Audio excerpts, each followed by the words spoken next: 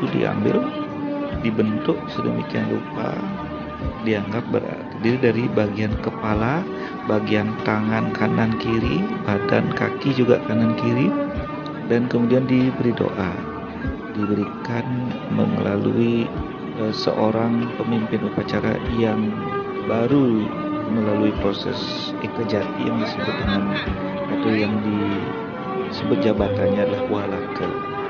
Walaka ini belum menjadi pendeta atau sulinggih atau begawan atau hidup berani, tapi memimpin upacara. Yang memimpin upacara lebih tinggi itu adalah seorang bagawan atau pedanda atau sesi. Kita lihat di sini belang-belang itu sudah direka, ya, dibentuk kepala. Kemudian setelah itu ya akan dilakukan proses doa.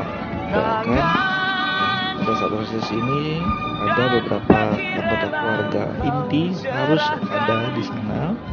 Kemudian perasapan ya itu yang mengeluarkan asap itu tidak boleh padam, harus terus nyala. Kemudian yang berikutnya adalah proses nguyek. Setelah galih tadi dibentuk, kepala, badan, tangan, kaki itu diambil, kemudian diulek agar menjadi abu.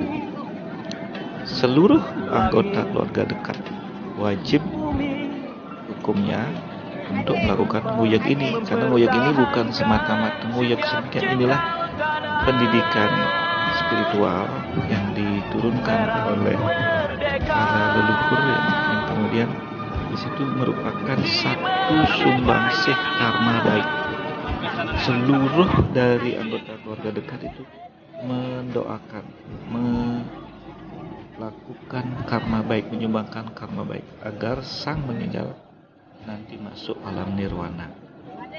Setelah itu kemudian abu dimasukkan ke dalam pengadeg yang inti pokoknya terbuat dari lapa muda atau telungah yang sudah dikasturi, ya, dibuka di atasnya dengan pisau membentuk segitiga.